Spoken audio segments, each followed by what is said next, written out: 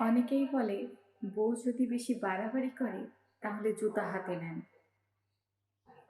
না, মনে মনে তারপরে যা ভাবছেন তা না।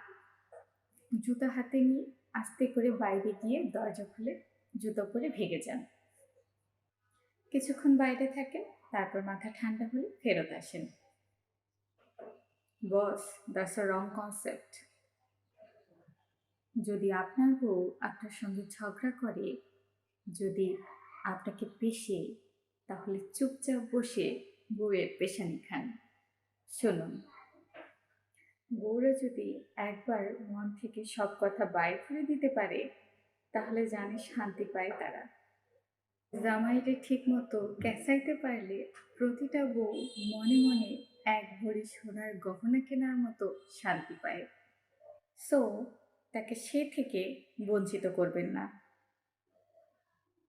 ঝগড়া লাগলে মাঝ থেকে উঠে চলে যাবেন না, পুরোটা শুনবেন।